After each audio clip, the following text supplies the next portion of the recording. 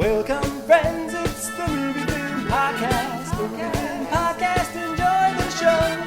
Zachy and Brian are talking about movies. MovieFilm Podcast on the radio.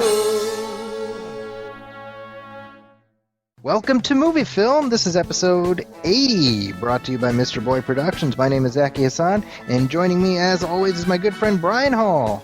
Hey, what's up, dude? How's it going? It's going well. Feels like it's been a while. It's been exactly 2 weeks. Wow. Yeah. I don't know why. It feels longer this time. It feels like a while. Yeah. We got a lot to talk about. But We do. to help us talk about the lot that we have to talk about, we have our returning special guest, Zahra Noorbahksh. Hey. How's it going? Good. I'm excited. Well, we've got The Martian to talk about, which is going to be our big spoiler for this episode, and I think Brian and I have each individually seen a couple movies that we'll be talking about at the later portion of this show. But you were just in Dartmouth over the weekend. I was. Dartmouth College, Hanover, New Hampshire. And what brought you there? The men. And Robust, tall, Ivy Leaguers, white Republican men. I just wanted to be amongst them. a lot of rowers. You into the rower? Oh, yeah. I don't even know enough about New Hampshire to be like, oh, they have rivers? Oh, okay. Right. I went to do a performance of my one-person show, All Atheists Are Muslim. Uh-huh. And I had to resurrect it from when I last performed it in 2012-ish. Oh, wow. Yeah, and so there are like all these references that I had to change. That's I had funny. to change my husband's name because I refer to him as Dylan now, not by his real name. Interesting. Yeah, and so there was all this cool adjusting, and it was neat to see that even like 4 years-ish later since like I started performing it, like Islamophobia and all the problems with it, worse and still relevant. Wow. What a joy for an artist. Well, I mean, it gives you material, if nothing else. Exactly. It's a mixed blessing. So, and that was this past weekend. And are you going to be touring with the show, or was this just like a one-off thing? Originally, it was a one-off thing, but the reception was so great that now I'm really considering doing a new tour with it. They told me that I had the highest student turnout Oh, wow. of any show they'd had, which was cool. Cool. And highest student turnout at the Q&A, which was pretty rad. And just the reception from it was really awesome and really meaningful. And it was just really great to be there as, a voice Yeah. resisting the common rhetoric. There you go. Fighting the power. Yeah. Well, on that note, I mean, have you guys seen anything recently? Brian, I know, I think, other than the stuff we're going to be talking about later, have you caught anything recently that's worth talking about up top? Yeah, I was trying to look at what I had been watching recently, and it felt like it hadn't been a lot. But I started watching Project Greenlight, which started up again on HBO, which I think first aired in like early 2000s. Did you guys watch that? I watched the not the first season. I watched the season where it was the horror movie that they made. That's funny because that's the one season I didn't watch. Okay. Yeah, I don't know why, but it was interesting for me personally because when it first aired, that was when I still lived in the Midwest and I had all these aspirations about working in film, and so you're getting to sort of live vicariously through this random person who wins a contest, and then Matt Damon and Ben Affleck are going to produce your movie, and you're kind of thrust in this whole process you don't understand, and it was really like it was sort of like watching someone else's live through something you wish you could go, like wish fulfillment. That's what I'm trying to say. It's wish fulfillment television at the time, and so it's really interesting now that I'm watching it all these years later that it's back, and while I haven't directed my own film, like I've worked on a lot of movies and I've worked on a lot of sets. And it's really funny because I'm watching this guy and I'm like, oh, dude. Like, just all these things that he's not understanding. And I'm like, oh, come on, guy. Like, that's not how it works, And it just kind of occurred to me like, oh, wow, that's kind of cool. Like, I'm on the other end of it now. Like, I have been a part of that world, and it's less mysterious to me now, and it's kind of interesting. But Are there cringe-inducing moments? Yeah, it's such a weird thing. Like, the whole thing is they had this script, and they're like, we're going to make this. This is the script we're going to make, and we're going to hire a director to handle this. And for some reason, it was supposed to be this comedy. They hired this director who basically was the worst suited for it. So like he kind of had this disdain for the script, even in his interview. And like kind of had this arrogance and pretension, but he seems to be a talented guy. So you got to wonder if they only picked him because they thought it would make good television. Right. But he's proven good to his what you expected, where every week he just sort of butts up against people and likes to make these sort of arrogant decisions and not be very helpful to his crew, and so it's kind of interesting. The thing with Project Greenlight is that it hasn't actually lived up to its mission because none of the movies have been successful. That is very true, and it's interesting because the screenwriter they brought on to help. So it used to be a screenwriter would win, and a director I think would win, but now it's just the director and the screenwriter they have helping. The director who won is Pete Jones, who was the winner of the first season. The first one, right. And he actually has gone on to, moderate success. Like he writes and he's worked with the Farrelly brothers and done this and that. So it's kind of interesting to see him too go from this sort of like noob to kind of novice and be sort of a mentor figure this season, which is, yeah, I don't know. So I mean, it's not like these people became superstars or these movies became household names. Definitely not. But I'd be kind of curious to look up some of the past seasons and see what happened to those guys. I know they made one movie that had Shia LaBeouf in it. Remember that? Yeah, that was the first one, The Battle of Shaker Heights, in which they filmed in Chicago, by the way. Yeah, I think the first one was Stolen Summer, and the only reason I know that, I know that because I followed the season so closely, and I actually got to go to the Oprah show for the Project Greenlight episode, and they screened the movie for us there, and I got to see Oprah. So the Battle of Shaker Heights was the second one. Second one, right? And that had Shia LaBeouf. Yes, and like Amy Smart, I think. Amy Smart, yep. Yeah. So I don't know. Be curious where it goes. Now, this one's going to go straight to cable, by the way. This wasn't going to be released theatrically or even VOD. It's going pretty much a TV movie. So. Okay. So I mean, they're cutting their losses early, is what that means. Yeah. Yeah. Now, Project Greenlight inadvertently launched the hashtag Damon-splaining. right. Over the past couple weeks, and I've had like a car wreck fascination because I haven't seen the show. But have either of you guys? I mean, well, Brian, you've been watching it. Now, Matt Damon got into some trouble for some comments. Yeah, in the first episode, they were trying to decide who to pick. So they had, like, say, 5 people in the running for the director position, and one was a team. It was a guy and a girl, and one of the producers, I forgot her name, Effie something, I think. She was just saying, we should consider this guy and girl because they're diverse, and we should try to promote diversity. And Matt Damon, in less than eloquent terms, was basically like, we'll take care of diversity later. And I'm paraphrasing. Sure. But generous paraphrasing, I'm going to argue. Yeah. Well, he was saying...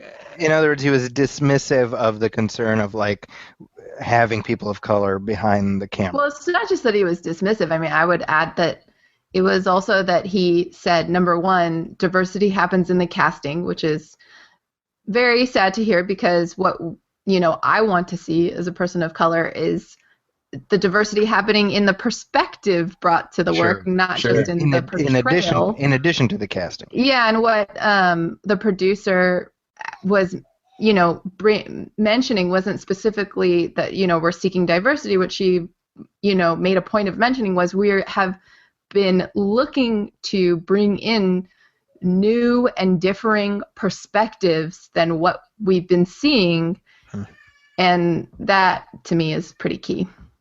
And they didn't help their case by not picking the person who was best suited for the job.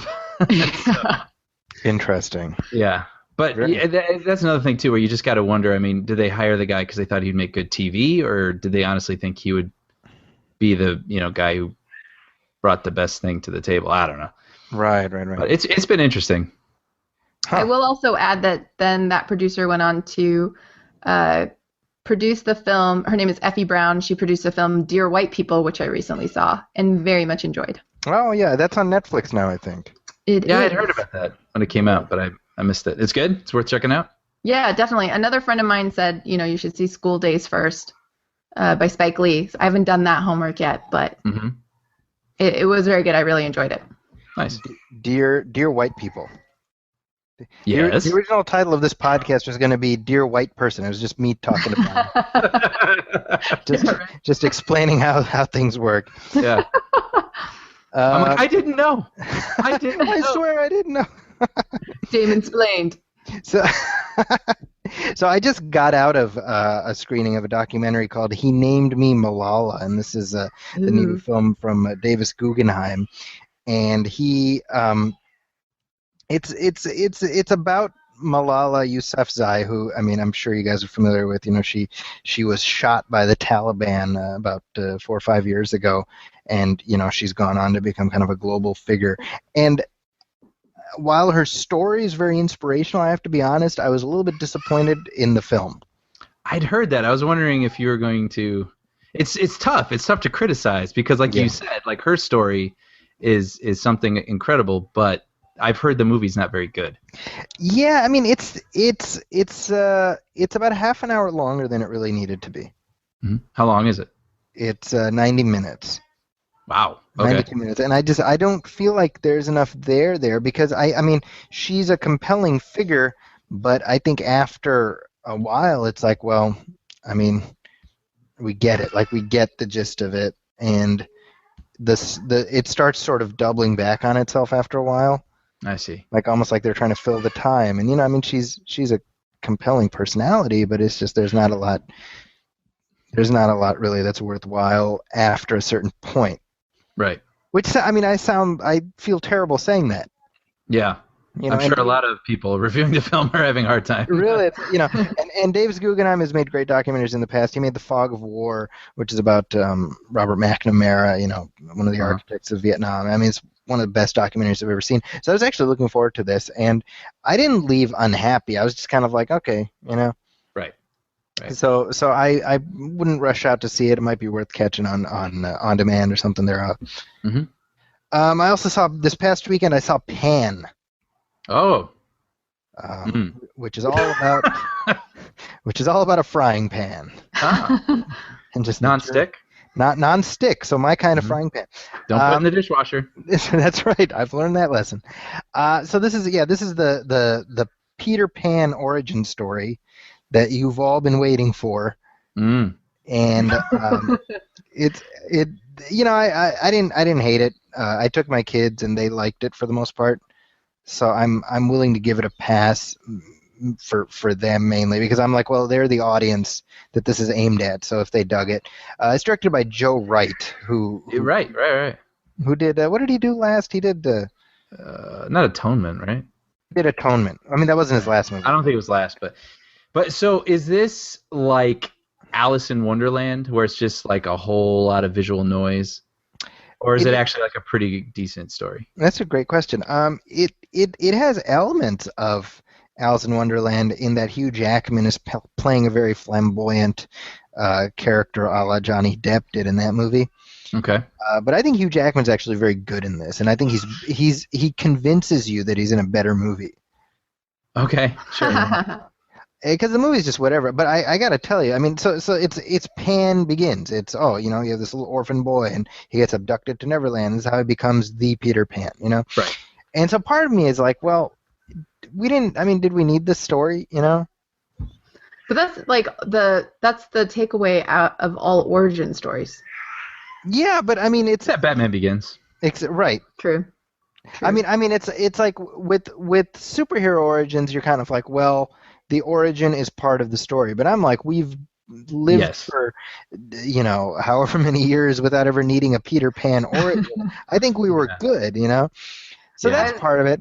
I was actually thinking more specifically on his journey to become a Marvel character. I need his superfluous origin story. There you go. Yeah, for the Peter Pan style universe, Marvel style Peter Pan universe. We need the blue beam shooting into the sky as expected from these big. How is the Tesla involved in his flight? Exactly. Right. But I gotta tell you, so part of the journey here is that he makes the acquaintance of this scoundrel named James Hook. Okay. Who like we know? Oh, he's right. But here he's kind of this like Han Solo, Indiana Jones-esque scoundrel played by. How dare you? It's funny because first of all he's played by Garrett Hedlund who was in Tron Legacy and he's been in a couple other things, and I've defended Garrett Hedlund in the past. I don't think he's a bad actor necessarily, but and I can't take credit for this, but Scott Mendelson, who writes for Forbes, said this on Facebook. He said when you watch Pan, you can watch Garrett Hedlund bomb his Indiana Jones and his Han Solo auditions at the same time. Oh boy. Because he is disastrously bad in this movie. Really? Yeah, I'm watching and I'm just like, I don't understand what he's doing. Like he does this, he adopts this very affected tone to his voice. So he'll be like, "Hey kid, I'm not here to be your friend. I'm here to." I'm not exaggerating. That's literally how he is. "Hey, I'm escaping Neverland, kid." He's doing this thing, and I'm like, why are you doing? Like, why didn't the director pull you aside and say, "Hey, what's happening there?" Yeah. Not a good situation. So he kills the movie, and you can hear my kid in the background. He's screaming in agony. Still thinking about it. Still, just thinking about the memories of that experience. So I said online, I was like, when I immediately after I saw it, I posted, I was like, Pan is greater than sign Pan greater than Hook. Right. And people got very upset with me for saying that because they're like, "How dare you? How dare you besmirch Hook?" Including one of this member of this trio. There you go. So now I need to clarify this, that Hook, and I think I've said this on the show just recently, but Hook is not as good as you remember. What? Yes, you had That's a whole lie. thing about that. It's true. This is a lie. This podcast, I'm sorry, I have to commandeer this podcast that is here to spout lies about movies from my childhood. Because I think I told this story before, but it was a couple months ago. My kids had never seen Hook, obviously, and they were just kind of familiar with Peter Pan. And I saw Hook the one time, like Christmas of '91 when it came out. Right. So I own it, and I was like, "Guys, come on, we're gonna watch Hook, and it's gonna be awesome." And then I watched it, and about an hour into this 3-hour monolith, I'm like, it was agonizing. It was excruciating. It's just not a good movie. And I would actually go so far as to say it is probably, if not Spielberg's worst, one of his worst. Damn. All right. Yeah. You know what? Bangarang. Yeah. right. Yeah, it definitely is worst. Definitely is worst. So when I said Pan like greater than Hook, I meant it to be read as, well, it's better than Hook, I guess. Is how I meant it. It's not a ringing endorsement of the film. The film is just whatever. But I mean, I think for kids, it's a spectacle, and there's a lot of cool 3D and stuff. But it's not. I would not recommend it necessarily. You can't beat Dustin Hoffman in Hook. I mean, Dustin Hoffman is good in Hook. Robin Williams is good in Hook. Amazing. Bob Hoskins is good in Hook. Nobody cares about Julia Roberts as Tinkerbell. Julia Roberts is terrible in Hook. Terrible. Julia Roberts is the Garrett Hedlund of Hook. In the whole film, I feel bad because I'm like, she basically shot all of the film in one day in a green room closet. Yeah. And then they were like, "Peace out." And she was apparently miserable. She pissed off Steven Spielberg, which I mean I don't know Spielberg, but how hard do you have to try to piss off Steven Spielberg? Right. Steven Spielberg doesn't break bad on anybody. I think he broke bad on Julia Roberts in the press, or he's like, What that happened? was not fun. Must have been pretty difficult. Why? I don't know. I guess I mean, from like you were saying, I think just being alone, not having other people to act off of or react off of, and this was right off of Pretty Woman, right, and right off of Steel Magnolia, so she was just blowing up. So maybe there was a little bit of prima donna Lindsay Lohan syndrome, before Julia Roberts got her head on straight. Right. I did hear a terrible rumor that she was unhappy with film because she hated her hair. I don't know. I don't know if that's true. I can believe it. I mean, I don't know if that's at all true. It could just be like a really mean comment that people spread around where she was like, actually, they really screwed me in my contract. Sure. But Well, a pixie haircut can go either way. It can be either very flattering or not flattering at all. So No comment. So last new release that I saw was a film that isn't out yet. It comes out actually a week from Friday on the 16th, and it's called Truth. And this is directed by James Vanderbilt, who, if you guys aren't familiar with him, he is the writer of such films as The Amazing Spider-Man 1 and 2, and he wrote World War Z. He wrote Independence Day 2. He apparently had a hand in, or sorry, Independence Day 3. He's going to be writing. He also wrote Zodiac for David Fincher. So kind of an interesting writer. Now, this is his directing debut, and it's about the 2004 news story that aired on 60 Minutes 2, where they covered whether George W. Bush lied about serving in the National Guard. And I don't know if you guys remember this story, but it was a big deal at the time because it turned out that the documents that they used to back up the story did not have the proper verification, and it ended up basically bringing down Dan Rather. Oh, yeah. That's what I remember about it. Yeah, like Dan Rather was basically forced out of the CBS Evening News as a result of this. So this film stars Cate Blanchett as Mary Mapes, who's the 60 Minutes producer who spearheaded the story, and it stars Robert Redford as Dan Rather.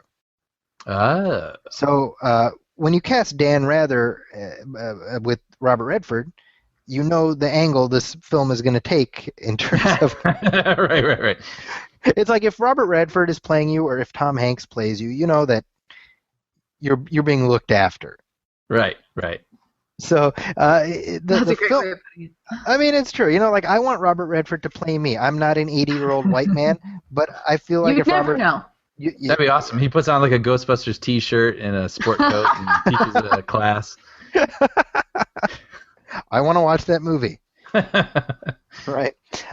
So the film itself is pretty good, but more interesting to me is that I actually got a chance to talk to James Vanderbilt about it, and I had a great time chatting with him. We covered a whole bunch of stuff, and Brian, you'll appreciate this. On this show, I've talked before about White House Down, which is a movie that I enjoyed a lot. Sure. And a lot of people didn't, but I did. And there's a joke in there, which is like one of the funniest things I've ever heard, which is when Jason Clarke plays. Zahra, have you seen White House Down? No, but I've heard my mother watch it several times. Oh, okay. Okay. It has Channing Tatum, so you'd probably like it, right? We have a shared interest. There you go. So James Woods is like the leader of the terrorists, and Jason Clarke plays like the guy working with him. And the president gets away, and so Jason Clarke is real upset about it. And James Woods is like, "Hey, don't worry about it. We'll find him. Just relax. Here, you want some cake?" And Jason Clarke's like, "No, I don't want cake. I have diabetes." And I just think that's just hilarious to me in the middle of this crazy R-rated movie. I'm assuming it's R-rated. So I got to meet James Vanderbilt. I got to be like, dude, can I just tell you how much I love that joke? So that's where I started my interview. So let's go ahead and play my interview with James Vanderbilt, and then we'll touch base on the flip side. Before we get to Truth, I just wanted to say that White House Down is one of these movies that I love, and I wish more people would have seen it. Thank you very much. And it has one of these jokes which I tell people all the time. I'm like, there's a great joke in White House Down where these guys are after the president, and he gets away, and James Woods tells Jason Clarke, "Here, we'll find him. Have some cake." And he says, "No, I don't want cake. I have diabetes." Yes. And I'm not joking. I was laughing for like 30 seconds straight. And I tell people that, and they're like, "Are you gonna watch this movie? Any movie that has a joke like this, it's fantastic." It's the diabetes jokes, are the ones that, no, thank you very much, thank you. Yeah. Just the pure incongruousness. And Jason Clarke is so passionate. He's very passionate about his. Listen, even the strongest villains have a flaw. That's his kryptonite. That's his kryptonite. Yeah. So now we compare something like White House Down, which is politics from a more escapist angle. And a little bit. Now this is very different. Yes. It's very deep, and I wanted to start with the title. because I think the title itself is so ripe for conversation, because you call it Truth. Yeah. And truth, capital T, truth. And this is a story that you're seeing it already. The conversation it's inherently, arguably subjective. Sure. So explain the choice of title. Sure. Well, listen, I think first of all, I think we could have called it Dan and Mary Put on a TV Show, and it still would have been controversial. Sure, very true. But no, the title, we called it Truth actually because it's, and I completely understand that people go, oh, you're saying this is the truth. I don't know if they would say it in that voice, but because it's the thing that everybody in the movie is after, and it's very elusive. It's not an easy thing to sort of get your hands around, especially with this story, and sort of the people sort of end up going down a big dark rabbit hole going after it. But it's still something that's important to search for, and it's sort of what these characters have dedicated their lives to trying to find. So it's really more about that. The reason the movie's title that is more about that than anything else. It's the search for truth. It's the search for truth. It's yeah. not. This is a statement. No, and because listen, it's not a documentary. I mean, it's a feature film with wonderful actors in it, but takes place within a 2-hour runtime, and Yeah. So no, it's not the statement of it. This is the thing that everybody's trying to get to. It's it's sort of their holy grail is trying to find the truth every day. That's whether this story or the many others they worked on. Well, what was it about this story? And I'm assuming you started with Mary Mapes' book. Mary's book. What was it that made you say this is my entree into directing? It was a bunch of different things, actually. I'd been looking for something to direct for a little while when I came across the book, and I really wanted to do something that I cared about and mattered to me, because I had friends and other people. You just sort of see screenwriters who don't always get to direct a second movie, and so I sort of went, if I'm going to direct one thing, what do I want it to be? Wow. And so I was sort of looking for that thing, and I've always been fascinated with journalism, and I made a movie before this called Zodiac, which is about a journalist and a couple journalists in San Francisco. I bet it was the first time I've been back in San Francisco since that movie. Is that right? Yeah, Wow. I realized it's been almost 9 years since I've been here, so it's it's great to be back. But I've always wanted to, if I hadn't gone into sort of the movie business, I would have gone into journalism. So I've always sort of been fascinated by it.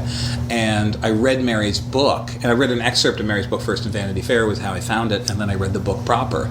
And I was so amazed by how much I didn't know about a story I thought I knew so much about. And it was just this sort of, I went, oh my God, really? Oh my God, really?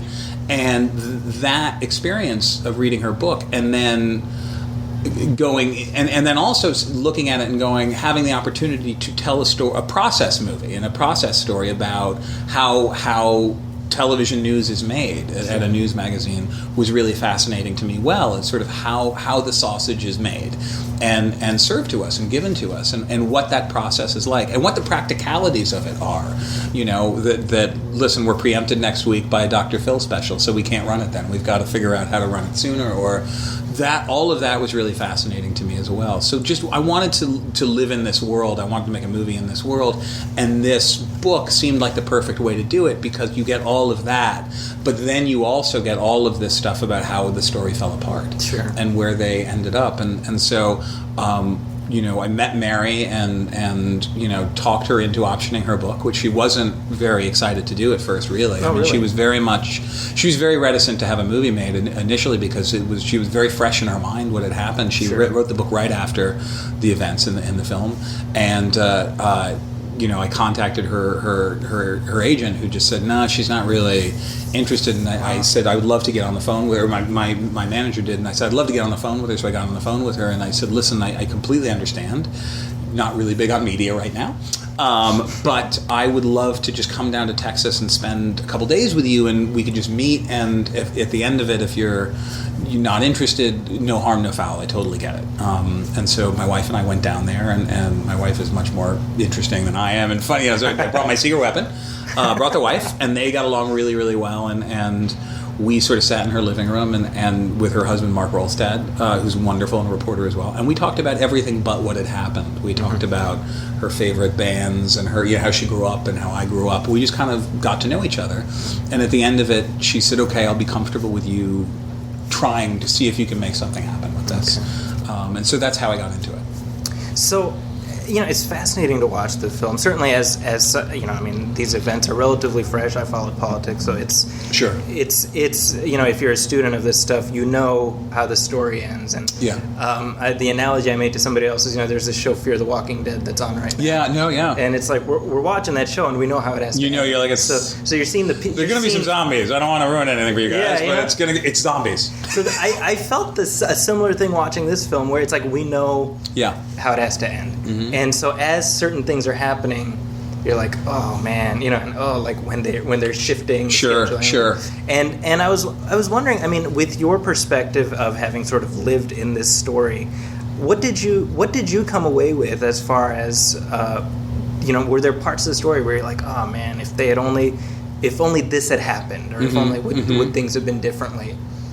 Well, I don't know. Hindsight is always 20/20, so it's very easy to sort of go, well, they should have done X and they should have done Y. Yeah. I think what was really interesting for me as a writer, sort of structuring it, which is you have this great thing that where it was interesting because some people, I couldn't rely that everybody knew the story. Some people are going to know where this is going, but then other people are going to have no idea. So it was sort of, how do you build the movie to work for both types of people? Do you know what I mean? It's sort of, how do you it's how do you build Apollo 13 for the people who don't know they didn't make it to the moon? Interesting. But there was I just, as a filmmaker, there was a great kind of tension to that I could sort of use, which was I really wanted to start the movie with it starts with, and then it flashes back, but the body of the movie, it starts with them putting the story together, and I wanted you to kind of experience that with them and go through that, the pressure and the excitement, and the because it really is the people who the people who work at 60 Minutes, they love it. It's a noble profession to do this, to try and uncover the truth, and it's exciting, and there's you get a jolt out of it, and I really wanted hopefully the audience to experience that as well, so that by the time the worm turns, you've been with them through this, and you can sort of go, but wait, they did this and they did that, and so that you're sort of emotionally invested in it. So that was the sort of dramatic gift the story kind of gave to us. You mentioned Apollo 13, and it's funny, I was talking with my brother. I was actually discussing this film with my brother just earlier today, and I mentioned, and Robert Redford plays Dan Rather, and he was like, if Robert Redford plays you in a movie, it's almost like that's the judgment of history. And I feel like in a lot of ways, certainly by the end of it, this is the statement now about Dan Rather, that no matter what else, all the sort of shit that got piled on him after this, he was a damn good journalist. And I guess my question is, was that at least part of your intent a little bit, as sort of a chance to make a historical statement about Dan Rather's place in the sort of the pantheon of journalists? It was.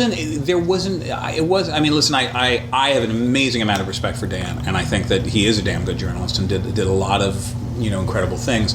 At the same time, it's sort of, we joke about it as the good news, bad news. It's sort of, the good news is we want to make a movie about you. The bad news is we don't want to make a movie about all the amazing things you've done. Sure. We want to make a movie about the worst thing that's ever happened to you. And for Mary as well. So it wasn't, for me at least, it wasn't about making a statement about him, but it was about portraying him accurately and what happened in these events. But when you look at his career and you dig into it, and there's a scene in the beginning of the movie, and again, it was sort of, there's a scene at the beginning of the movie where we're introducing him, and he's being introduced at an event, but it's also, we're introducing him to the audience, and introducing Robert Redford to the audience as Dan Rather, and I on purpose wanted to keep Bob off screen as you're hearing about Dan. You know what I mean? So you start to hear about the man first and all these things he's done, some of which are amazing, and he's done so many things that people forget stuff he's done. People forget he was the guy in Dealey Plaza on the day Kennedy was shot, reporting from there, because he was the local guy in Texas. And so I wanted to sort of introduce who Dan Rather is, and then introduce Robert Redford in that part. And so that was all kind of designed to hopefully get the audience going, hey, Bob Redford's a good Dan Rather. But it was sort of more about that, and that's kind of what we talked about, was just playing the character in the film, and obviously we have an enormous amount of respect for Dan, and you know, he was an amazing newsman. Still is an amazing newsman. But he's still doing it. Stuff, Still doing it. I mean, yeah. you know, I a couple of years ago, I was going to be in New York, and I called him. Or I called his office to see if he could have dinner, and he got on the phone. He's like, I would love to. He's like, I may be in Afghanistan that week, though. I have to check. And I'm like, dude, like that, who? Who in their 80s is like, I'm so sorry, I may have to be in Afghanistan. But if I can, we can totally have dinner, you know? Well, and I think, I mean, it got me thinking about it. First of all, obviously, I was thinking about The Insider, and I'm sure... Sure, oh, absolutely, I mean, this feels like a companion piece to that, almost like... We're like... Because they're roughly 10 years apart. They are, yeah, no, it's interesting. Almost, yeah.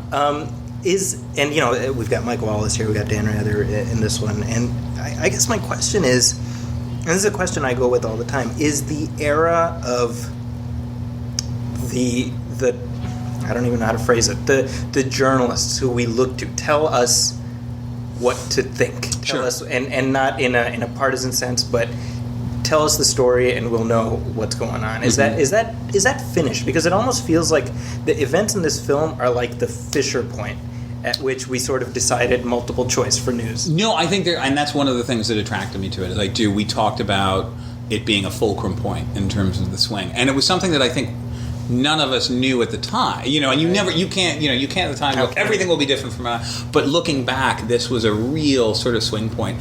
Yeah, I do. I mean, listen, I think we're in a very different place now, and I don't necessarily think it's very easy for people to go, oh, it was so much better back then. Well, you know, I don't know if it was better back then or not. I do know it was different, and I do know when I was growing up, you know, it was sort of the voice of God, you know, journalism kind of thing. Exactly. There were these Cronkite and Rather, and then for our generation, it was like the three wise men. Peter Jennings, Tom Brokaw, Dan Rather, and those all were the went guys. away at kind of the same time. They did, which is Jennings passed away, and then Dan, and then Brokaw was 2004, I think, retired, wasn't it? Right around then, yeah. That same kind of era. Because it was like a 9-month period where the deck was cleared. Yeah, absolutely, and I feel like even. And what's been amazing kind of to watch, too, is how different things are now from even 10 years ago when that was happening. Absolutely. And the decks were kind of clearing. So, yeah, I think I definitely think that we're in a different place. And what's interesting now is news is so a la carte that people have now started going to get the news that's almost catered to their point of view, that's very new, I think. In the last 10, 15 years is, you know, if I'm a conservative, there's a place for me to hear my news from. If I'm a liberal, there's a place for me to hear my news from. And that's the nature of the world we live in right now. Do you find that problematic? I don't know. Again, I don't know if it's problematic. I think it's different, and I think again, we're not going. It's going to take another 10 years for us to know if that's you know, you have to. Unfortunately. I do think we're now trying to play catch up to our own technology in a way that we weren't before. It's sort of, we don't quite know. We're trying to, you know, I mean, the idea of having, you know, in the movie, it's they have once they're put on deadline, they have 5 days to put the story together. I mean, now that's an amazing luxury for you know what I mean, how fast news cycles are. Yeah, absolutely. It's the 24-second news cycle, as a friend of mine puts it. You know, it's the, you know, and it's very, very hard to keep up with it. So I'm sure you mentioned previous journalism films. What are some of the ones that you think of? I mean, we mentioned The Insider, but what are other ones that you sort of think of as seminal films in this particular genre? Sure, All the President's Men. We talked about all the time, you know, especially when Robert Redford showed up. There you go. Know, and it was sort of like, hey, Bob, and he. It was amazing. He when he came to set, we had dinner. You know, when he got there, and he took me to dinner, and which was wonderful. Well, I mean, I took him to dinner, but since he's Robert Redford, I assume he took me. It's just amazing to be with him. But he said, now I suppose it would be instructive or helpful for me to tell you about the making of All the President's Men. And I was like, sit back. Yes, I did. I was like. Tell me more, Robert Redford. And he took me through the entire process of the script and, you know, his friendship with Ben Bradley. And Ben Bradley had actually just passed away when we were shooting the film. And Bob had written... and he produced the film, too. He did produce the film. He produced the film and has second billing on it. So that's an actor-producer going, we're gonna no problem, Dusty. You get top billing. But that was absolutely a film that we talked about. The Insider, obviously, we talked about. But there's such a strong kind of tradition of Network we talked about, which is not obviously in the same. There's a more comedic, dark, but the medium's the same. But the medium's the same, and so we sort of talked about all of those, and screened all of the DP and I, Mandy Walker, who's amazing. He's a wonderful director of photography who actually shot Shattered Glass, another journalism film, Billy Ray's first film. Which is great, but we sort of screened all the movies and would go, pause them and go, wait, look at that, maybe we can do that, and there's a scene in Truth where we did what we called the Redford push, but we did it on Kate. So there's a scene in All the Presidents, there's a great scene in All the President's Men. It's like a 2.5-minute take of him on the phone confirming something in the newsroom. And so we had this whole long scene where Kate had to be on the phone confirming something. In the script, it was already scripted. And then we went, we should do the Redford push on her. And so it's a 2.5-minute take in Truth where she's at her desk and she's on the phone with oh my gosh, everybody's name, but she's on the phone with William Devane, and she's with Colonel Robert Hodges. That's right. And it's William Devane. It's William Devane. I was like, is that Alan Alda? No. It's great. We got him. I was so excited. I was like, we need to try and get William Devane. It's perfect. He's never on screen, but I was like, we have to have that kind of voice. He's got that voice. Yeah, and he came in. We did it remotely. I've never met him. He was actually. He had to be in the studio because he was shooting a TV show. Okay. So we had to do it remotely because I was doing a sound mix. So I've never met him, but I directed him over the phone, so basically. But so we did this 2.5-minute push on Kate, which is just one take, and she's you can do it. You can keep a camera on Kate Blanchett for 2.5 minutes and have it be really interesting because she's Kate Blanchett. That's right. So. Well, real briefly, I wanted to ask you about the 2 Amazing Spider-Man films. Sure. Which I'm a fan of those films. Cool. And I liked them both. I would say I really liked the first one. I was a defender of that one, and I think more than a lot of people were. Sure. And I think, now that sort of they've shifted the deck with that series. I'd love your sort of what's your take on what happened? Why didn't it catch on the way the previous trilogy did? I don't know.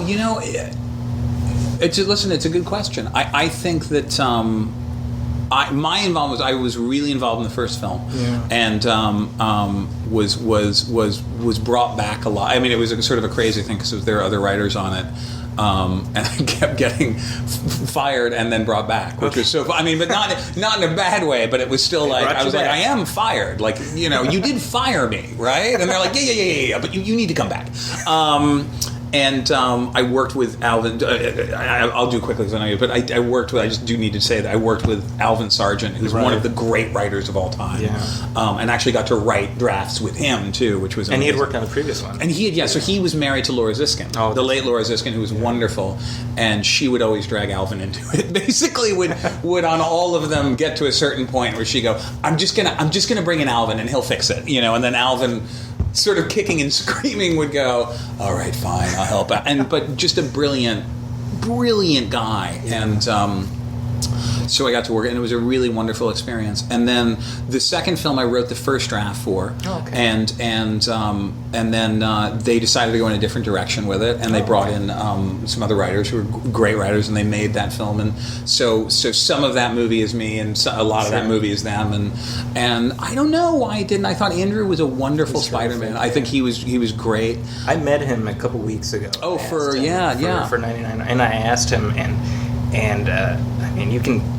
He's so passionate even now about the character. Yeah, and that was real too. That was what was wonderful about it too. Is like I remember hearing, that he was super, and I was like, okay, sure, like I know, you are. But he really, wanted to be Spider-Man when he was a kid, and so getting to see him do that was great. But I don't know. I will say though, as a huge fan of the character, I am so excited to see how he fits into the Marvel universe. Sure. I think it's going to be really interesting, and to kind of see that, and more power to him. And the thing about working on those films is that it's sort of like you get to drive the Ferrari only for a little while. You know what I mean? You're given and it's a wonderful thing. You're given the care and feeding of a character who exists, before you're around. It will exist after you're around, and you get to take care of him for a little while, and that's great. And then you get to hand him off. And so I had a wonderful time getting to do that, and I'm so happy to let other people do that now. I can't tell you because they get their turn at the back, and that's, I think, great for the character too. It's the different interpretations and different. It's like when Christian Bale took over Batman. People will go, "Why? No one's ever going to beat Michael Keaton." And then you watch him, and then people go, "Well, no one's going to ever beat Christian Bale." So it's there's always new blood is a good thing. Yeah. That's awesome. Well, thank you so much. Absolutely, my pleasure, man. I'm a big fan. So thank you. This is a lot of fun. I love the White House. Listen, White House down, baby. We'll take it. That was fun. Moving on, we do have some listener letters. So first up, this is from Keith Howell, and he asks, and this is relevant actually because Zahra, you watch these superhero movies to some extent, I'm assuming, right? Like the Marvel Studio stuff. So this is actually, I'm curious what you think about this. This is, at what point do you think the interconnected continuity of the Marvel cinematic universe grows to the point of driving away moviegoers? I have opinions. Okay, well, why don't you take point? Well, right off the bat, why is everybody invited to the club? Interesting. Explain that. Well, it just keeps getting bigger and bigger and bigger and bigger, and to the point where it's like, well, is it special to be a superhero anymore? That's true. There's more superheroes than civilians, I think, in the Marvel movies. Especially with their capabilities. I mean, it just gets to the point where it's like, why do we have problems anymore? There are enough of you. Unionize. Band together. Figure it out. You've killed the stakes for me.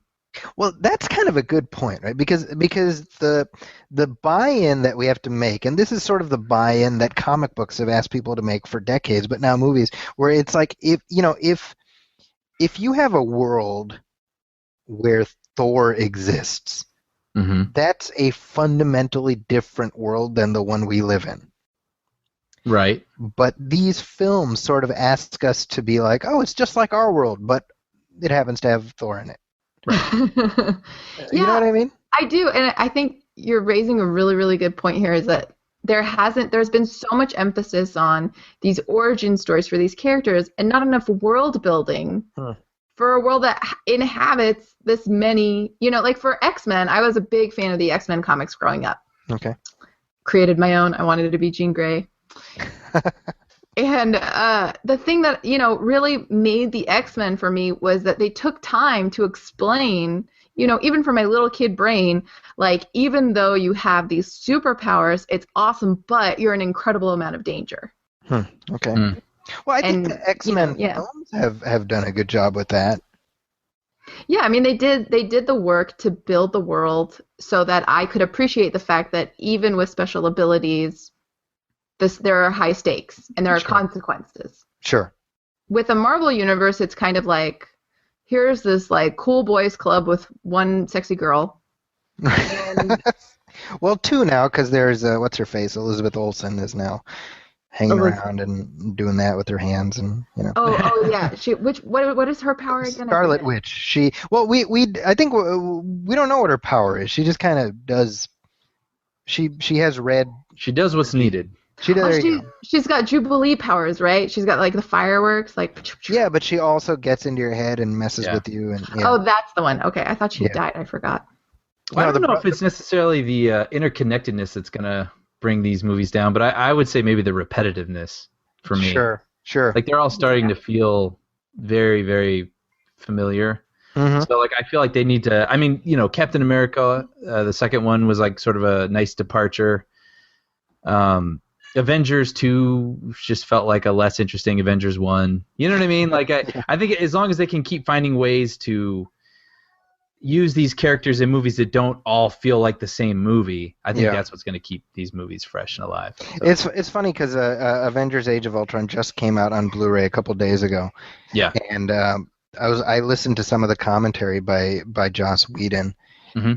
And I mean, he just sounds exhausted on the commentary. Really? He just sounds like, we just did this here, and and I'm very tired. My kid is very tired too. You can hear that. Yeah. Oh. Yes. Well, it sounds like he's been pretty vocal about that, like how he's had to. My kid or Joss Whedon? Yeah. Now, Whedon has been, pretty vocal about the fact that he had a lot of parameters, Yeah. a lot of restrictions, and it exhausted him. And Whedon is ready to be done with universes for a long time, I think. yeah, I think so.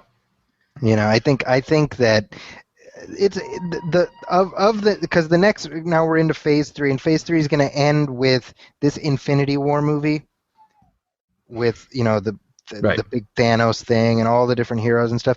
I have to say that's the one I'm least looking forward to. Why is that? Because I'm just like, I just know it's going to be a lot of special effects. Yes. And that's it.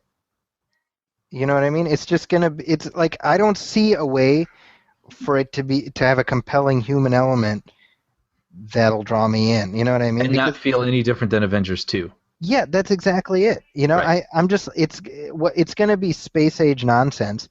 Now, you know what? Hey, you know what? Guardians of the Galaxy proved that doesn't necessarily have to be the case. Doesn't have to be, right. Right. But I'm just like, where we're headed with the Infinity War, I'm guessing, is, and here are the Avengers, and here's the Guardians of the Galaxy, and here's the this, and it's just cornucopia of costumed characters sort of throwing lights at each other. Right. And this is going to be a 2-part movie. Yeah, right. So it's kind of, and they're setting it up as, this is the culmination of everything. It's like, well, it's not really, because we know that the edifice is going to survive past that. Right. So any stakes are artificial, Right. And Brian, that's something that we talk about this all the time. What are the stakes? Do we have is it something relatable? Is it something that we can glom onto, Right. Right. And if it's just random reaction shots of New Yorkers looking up at some light in the sky, then that's not relatable stakes. Sure, yeah, But I've said this before. I loved Ant-Man. I've liked it. I've seen it a bunch of times. I've liked it more every time I've seen it, and it's my favorite superhero flick of this year. So yeah. So question. Yeah.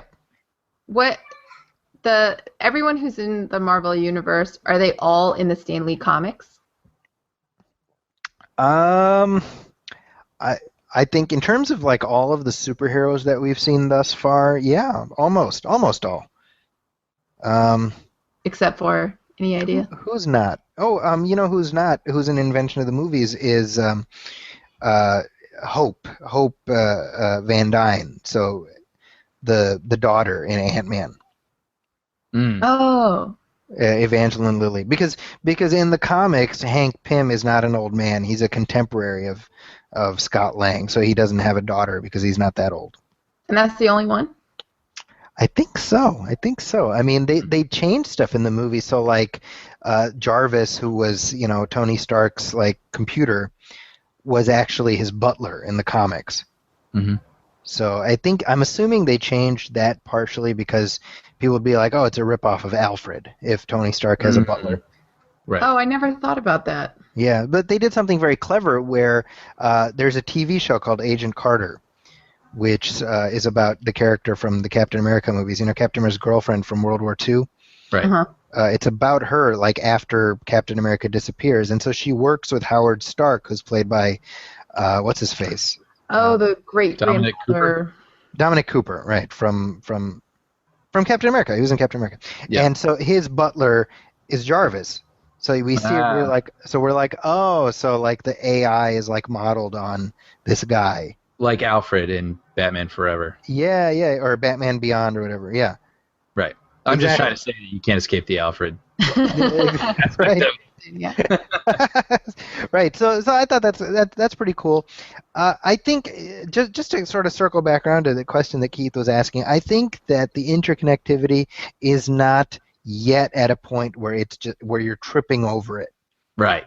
I agree. And I think partially it's because I think if you watch all of the films in sequence, you're going to get fun stuff out of it, but you can also just watch the Iron Man movies and you'll mostly be okay. And you can just watch the the Thor movies, and you'll mostly be okay, you know.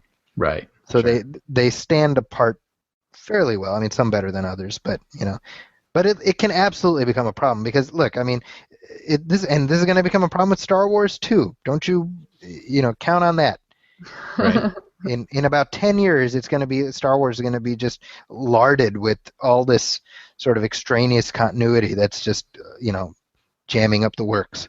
That's weird to think about because even though we have the prequels and we have all these things to look forward to up ahead, the original trilogy still feels, sacred or something. Sure.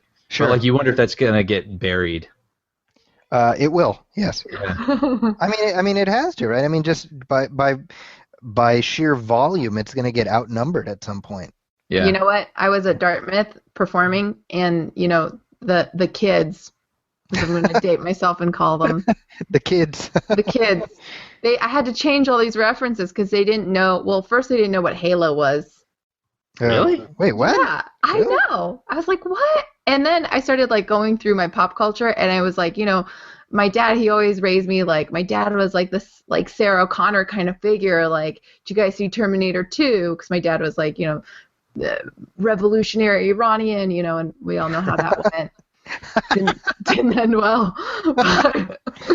But I said that, and they're like, who? And I was like, Sarah O'Connor, Terminator 2. And they're like, what?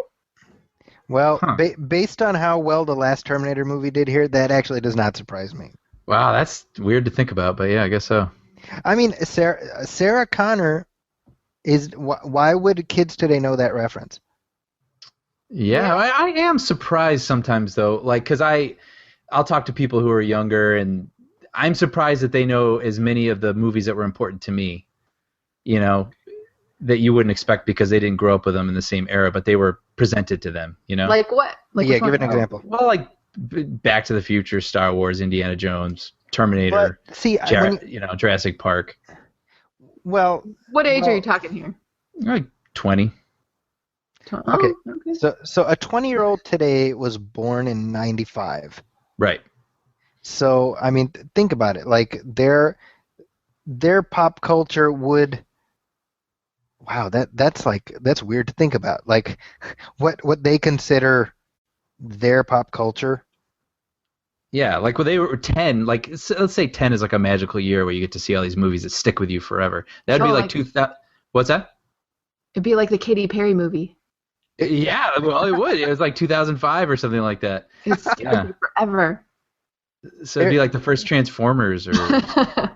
Well, think about it. In 2005, their memories would be of Batman Begins and Star Wars Episode 3 and Kingdom of Heaven, which I'm sure most 10-year-olds loved. Well, I guess it just kind of depends on how good your parents are about making sure you see the things you need to see. Yeah, well, it's funny because, I mean, I've been watching the Rocky movies with my boys.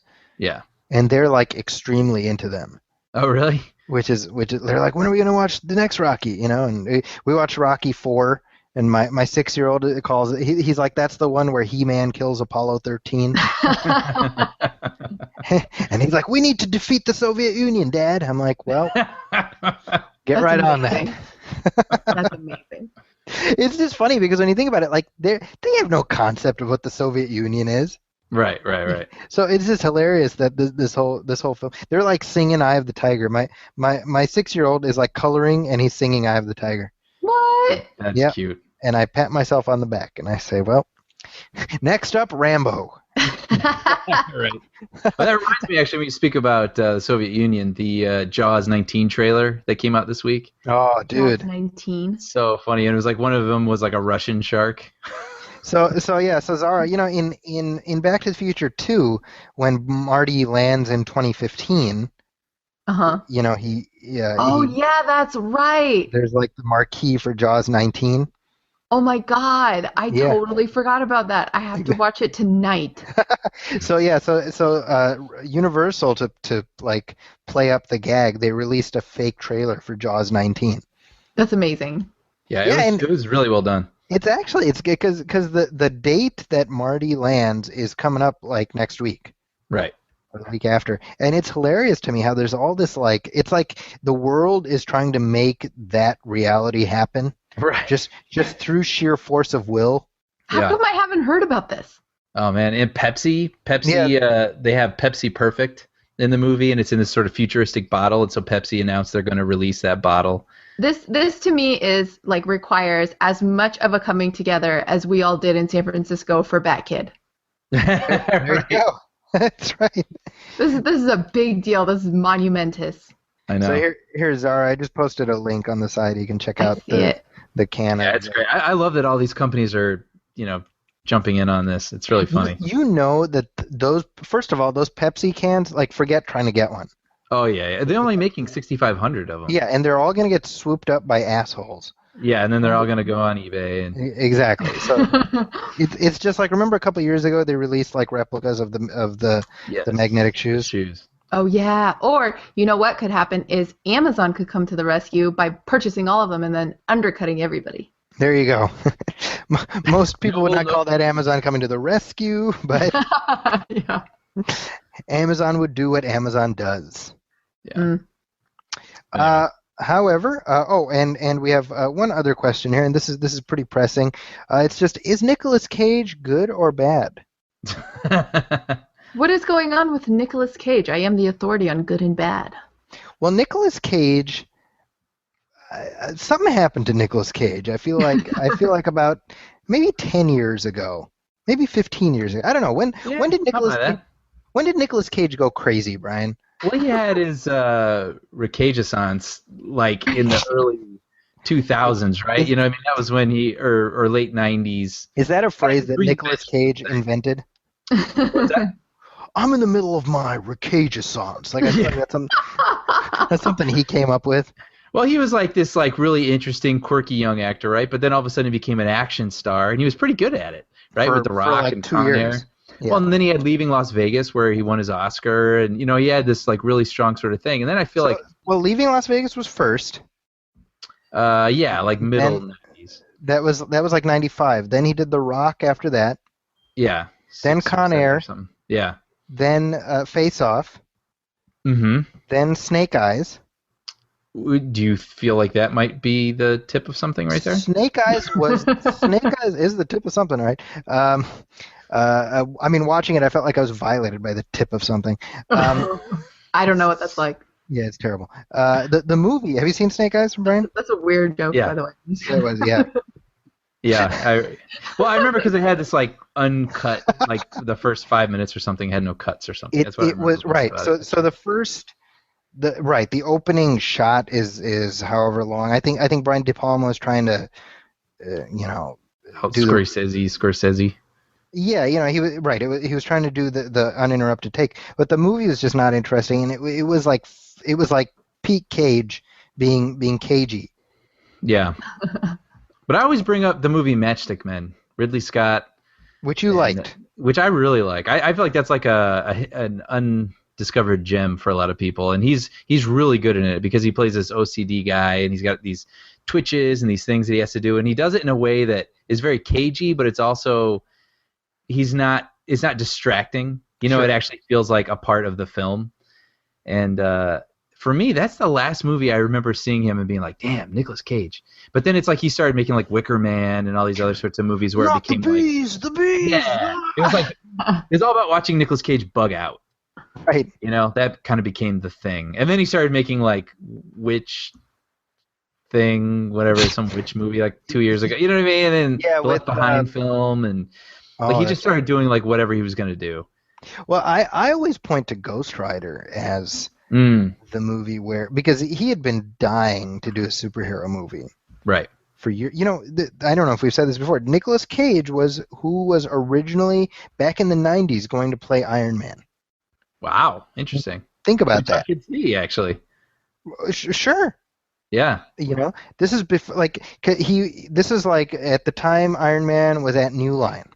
Okay. And Nicolas Cage was attached, and then Warner Brothers was like, no, we need Nicolas Cage for our superhero movie, which was Superman Returns, or Right. Superman Lives. So he left the Iron Man movie, and then, of course, that everything sort of went the way it needed to as far as Iron Man goes. But so he'd been wanting to be in a superhero movie. In fact, they went to him to play Norman Osborn in the first Spider-Man back in 2002. Oh, that's interesting. I can see that too. So he had a bunch of close calls. So I think Yeah. when Ghost Rider happened, he was just like, okay, fine, I'll do it. Right. And he's just nuts. I mean, well, it's the combination of Nicolas Cage just being nuts with a director who has no idea what he's doing. Right. And because I think I've mentioned this on the show before, but the perfect example in that movie is that he eats jelly beans out of a wine glass. Yeah. And that's like this affectation that the character has, and you picture him going to the director being like, "So, I'm thinking that my character, he's like really conflicted. So, what if I have a wine glass and I eat jelly beans out of them?" And Like, that's great, Nick. That's great. Yeah, the director's like, okay. Sure. Oh, thank you. So I don't know, and then I'm actually surprised he hasn't done another National Treasure movie, because it seems like that's like the one thing that there's an audience for. Yeah. The last big. We have to find the treasure. Yeah. Every movie. So is Nicolas Cage good or bad? It depends on what your mood is, I guess, when you watch him. He's capable of good. It depends on what you're willing to accept in your heart. He's kind of like in the. I mean, this is a bit of a stretch, but in some senses, he reminds me of like an Al Pacino. No, I don't think that's a stretch at all. I think Al Pacino is in that phase too. Right? Because like sometimes you're just like, what the hell are you doing? What are you doing? Yeah. And then other times you're like, God, Al Pacino,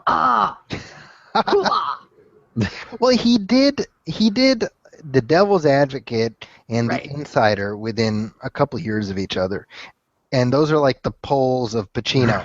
Yeah, they totally are. You know what I mean? Which, by the way, Charlize Theron credits her working on the set of her working in The Devil's Advocate as like being one of her like great, I don't know what's the word, milestone moments, learning moments. Sure. From the great Al Pacino, where like he just tried anything. And it's all on screen.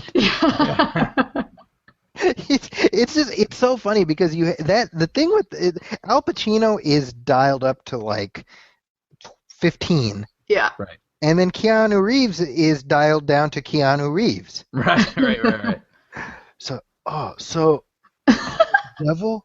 I'm the devil. And you don't know how to set your compass watching that. Right. I could actually just like rewatch Zachy do a Devil's Advocate, a one-man show. I'm going to go to Dartmouth next weekend. That's my. I'd watch it. That's do another scene. One ticket, 2 tickets sold. So there we go. All right, so moving on, we do have some headlines to discuss. And speaking of dialing things up to 15, if you liked Transformers 1 through 4, Brian Hall, you can expect 5, 6, 7, and 8 on the way. All right, let's not get ahead of ourselves, right? But you know what, though, Brian? I was thinking about this. It's like, why not get ahead of themselves? They have whether you want them or not. Here's some more Transformers. They keep putting these things out, and they keep making money. That is very true. That's absolutely true. So are they not entirely justified being like, you know what? 4 more of these things are coming. You're welcome in advance. Yeah, I mean, I'm like nice guy Brian just stopped me from talking. I was gonna say, like, I'm not gonna say I would enjoy a little Schadenfreude if they all failed, but you know what I mean? Like, let's put it this way: if you're gonna make 5, I hope it's good. Okay. And if it's not good, then I will take pleasure in watching the other ones topple. You know what I'm saying? Like, you gotta earn it. I'm just saying, you gotta earn it. Sure. That's not the way the world works, but that's how I want it to be. Well, one can only hope one day we live in Brian's world. Well, yeah, welcome. Everyone is welcome. Now, bear in mind, I mean, this announcement came via not Paramount, but Hasbro.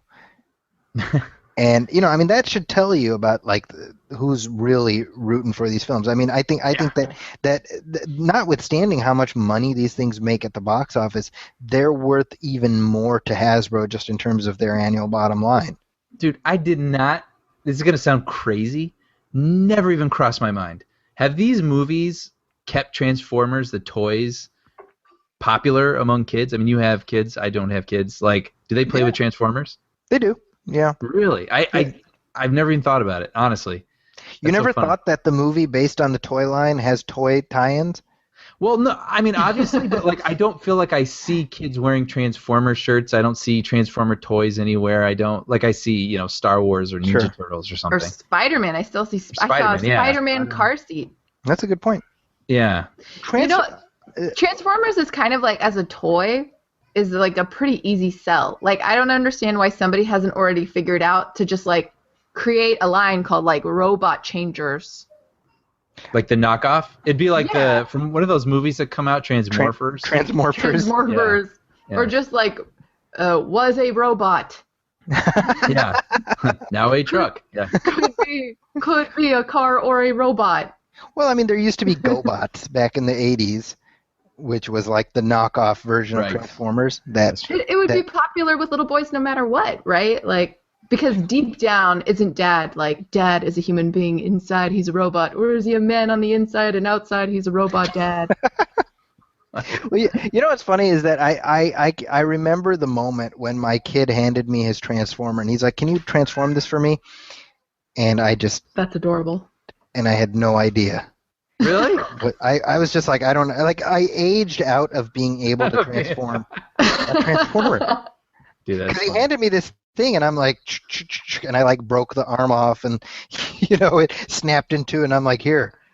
He's like holding the pieces. He's like, I don't think this is right. I think it's supposed to be a car, not a broken robot. That's funny. But that they now have Transformers that don't transform. The toys. Yeah, so they're just like toy figures, and it's like That makes no sense. they're called Transformers, guys. Yeah. That's like the one thing. Yeah. It's like you had one job. You had one job, you screwed that up. Yeah. So there's more of those coming. Other sequels that I'm more excited for. George Miller said that we can expect Mad Max 5 and 6. Where does he get off? No, sorry. I'm stuck on a record. Transformers. That's awesome. See, totally different reactions. Yeah, no, that's awesome. But he said that he wants to make a smaller film first, right? So like this isn't going to happen next year. Like this is being developed down the line. Now George Miller is 70 years old. Yeah. So I'm kind of like, George, put the smaller film on hold. Yeah. Babe 3, it's okay. It's okay. Babe 1 and 2 were great. Get right. Get Mad Max done, and then do whatever small movie. Whatever you want, man. That's kind of. I can't imagine a Mad Max 5 just because the film itself was like such a standalone. But that's why that's what I like about these movies, is that each of them is a standalone. Yeah, for sure. So you think 5 will be a standalone, 6 will be a standalone? I would be very shocked if we saw Charlize Theron in the next Mad Max. Which is a shame. Yeah, that's not a statement of like I think she sucked or whatever, but I think given the format of these films, they're like anthologies with Mad Max as like the one continuing character. Yep. Yeah. I wonder which actresses will fight for those spots. I'm curious now about its casting. Yeah. Yeah. I mean, that's because I went through the Mel Gibson movies before the new one came out, and that's one thing I really sort of, not that I'd noticed it for the first time, but I appreciated how it's like each movie, it's like an entirely different community scenario, whatever. Yeah. Mad Max kind of wanders in. We have a little adventure. The story ends. Mad Max leaves. Right. Right. And then the next one picks up however many years later. And so I'm kind of like, I want to keep that going. I almost prefer, as much as I liked Furiosa, I'm also kind of like, what else is there left to do with her character? Like she has a full arc. She has a full arc. Yeah. Yeah. Well, I'll be curious too, because the last one, which we all loved, was percolating in his brain for a long, long time. So you hope that this is something that isn't put together just to be put together. Like hopefully it's something he's passionate about and puts a lot of time and thought into, or maybe he already has. That's what he said, actually. He's like, in the development time, they basically came up with enough stuff for 2 or 3 movies. Oh, wow. Well, that's great. Yeah.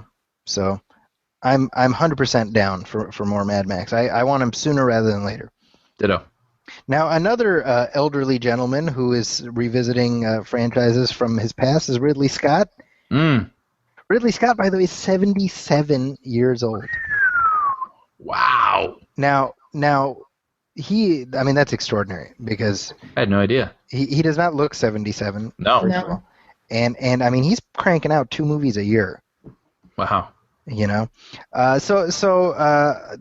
Prometheus sequel, which we've talked about on this show a couple of times as something I am even now fully confident will not happen. I don't know, man. Ridley Scott has been threatening a Prometheus sequel for several years now. Maybe it'll be a standalone.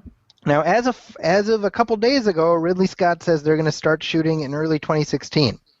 Okay. I still don't believe Ridley Scott.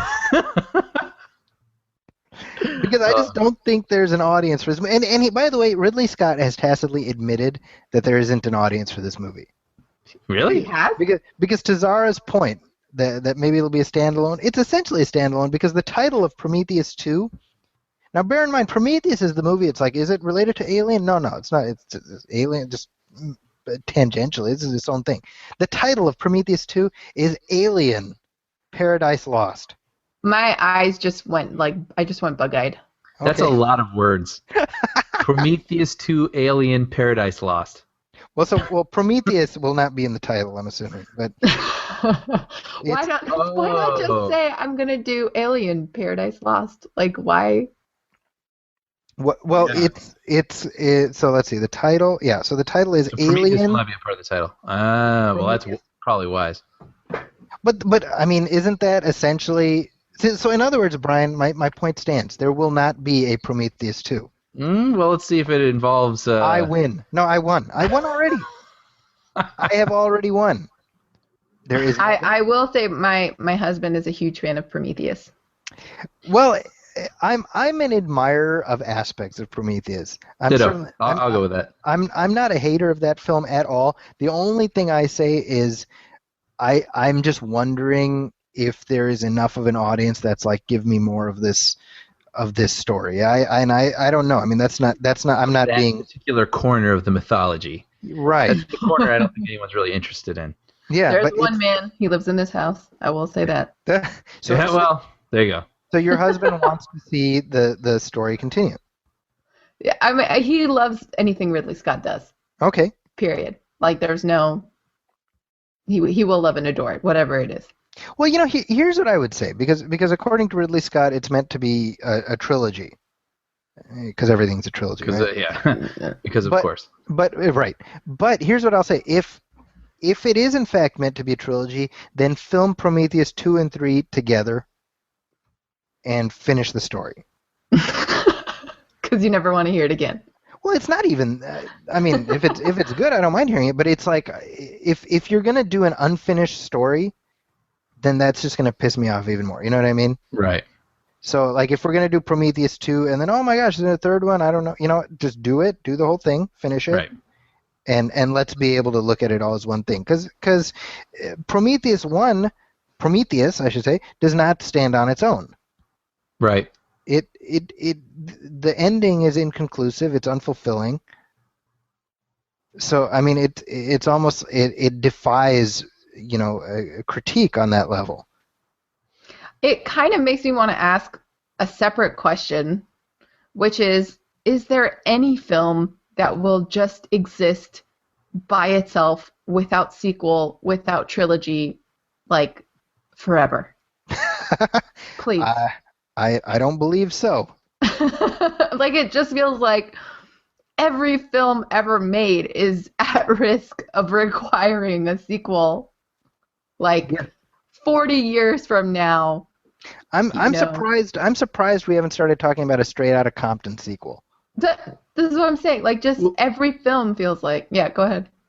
Well, no, I was going to say, I don't know about a direct sequel to that, but there has been talk about, as soon as that movie is successful, then all these people are like, oh, well, we're going to make the movie about this group and this label and this whatever from that era.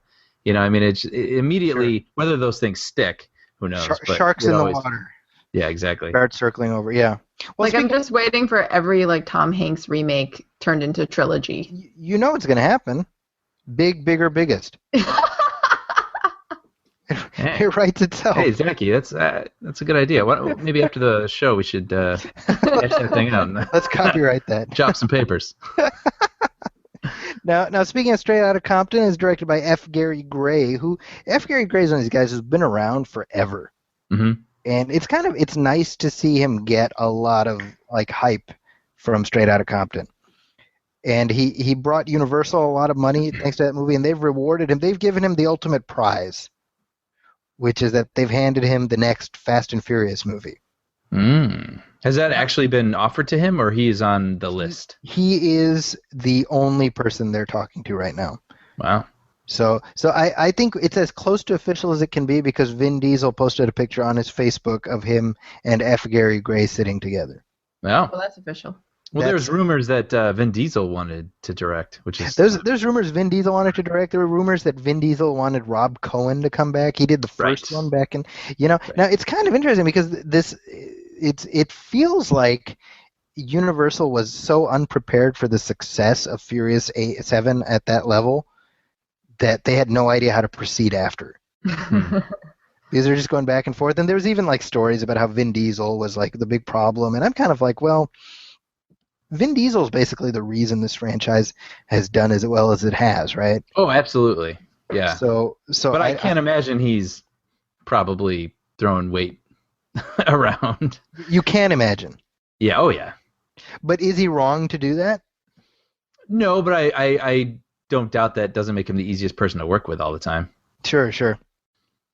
Well, regardless, Vin Diesel will not be directing, but Gary Gray is, and F. Gary Gray, he did the Italian Job, he did The Negotiator. Yep. I'm actually looking forward to this movie because he's like a legit good director. Yeah. I mean, not to say James Wan and Justin Lin aren't, but right. Now, and by the way, this is the first part of the final Fast and Furious trilogy. Right. Lies. Well, there's going to be 3. By the time they finish this trilogy, there will be 10 Fast and Furious movies. What's the record for number of sequels? Oh, James Bond. No, is it the Saw? I think it's the Saw. No. There are 16 of them. There Saw are not movies? No, there are not 16 Saw movies. I think there are 8. No way. Really? Just feel like I doubled it in my head. I didn't realize it. Right. How many James Bond movies are there? James Bond Spectre next month will be number 24. Wow. Yeah. James Bond wins. But actually, James Bond would be the longest, like, current series. I think that the longest lasting movie series ever, if I'm not mistaken, I'd be wrong about it. I believe it's like Godzilla. That makes sense. And I'm gonna Google this because I'm just curious. There was a series of movies back in like the 30s based on Blondie. Remember Blondie, the comic book, not the band strip. The comic strip, not I was the like, wow, she's so old. Right. So there were a bunch of those movies, and I want to say that hit like double digits, like wow, 20 or 30. I might be wrong about that. I'm curious. Huh. So that could very be the longest running like ever. Which kind of makes sense if that was before television, right? Yeah. So it was serialized. It was the equivalent of like a TV series, basically. Yeah. Yeah. So I have no idea how many. Wait, hold on. Here we go. 20. Good Lord. 28. Blondie movies. Blondie movies. Yeah. Wow. That seems like maybe 27 too many Blondie movies. Well, I don't know. I haven't seen them. I'm gonna guess. Dude, Zachy, let's remake the Blondie films. I'm surprised nobody has. Speaking of remakes, by the way, here's one, Brian. You're welcome. I'm riding my Segway around town here. So Brian, there's a Lethal Weapon TV series that's on the way. And as soon as I heard this news, I was like, I want to get Brian's reaction to this news. And that's Brian's reaction. Thanks, everybody. The TV series? A TV series, yeah, not a new movie. Look, But a I'm not TV like ride or die Lethal Weapon. I'm sure you're a much bigger Lethal Weapon fan than I am. I love them. You know what I mean? And I know you are.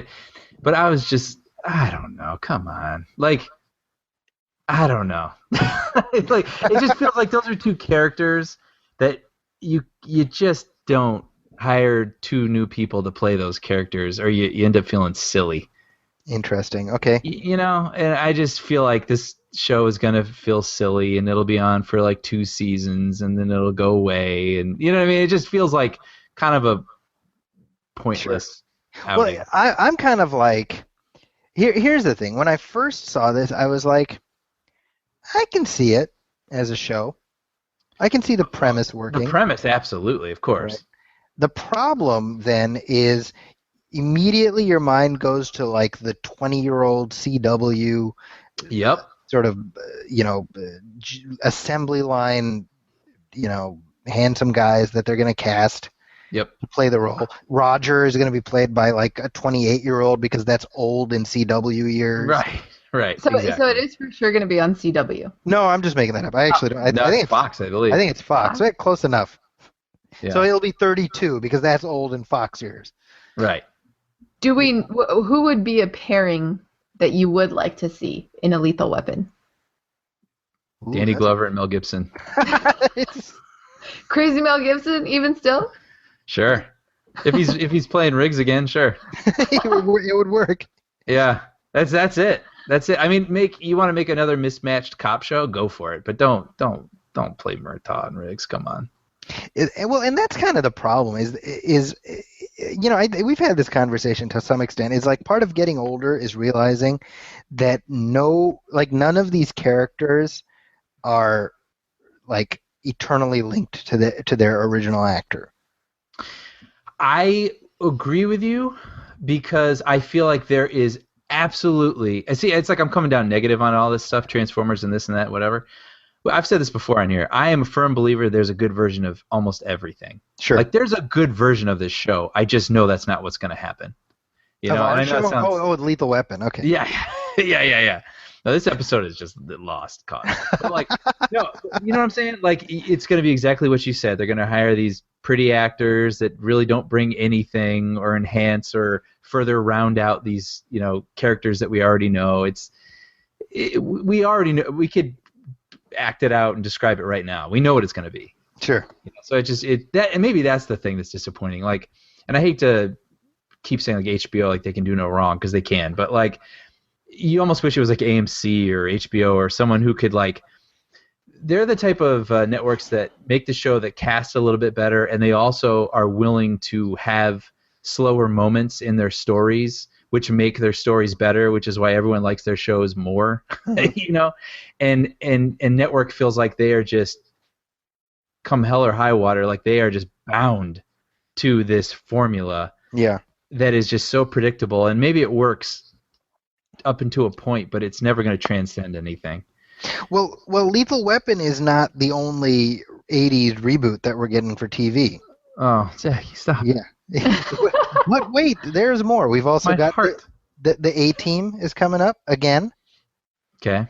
This would be after the movie that came out 5 years ago, which nobody watched, which is a shame because it was a good movie.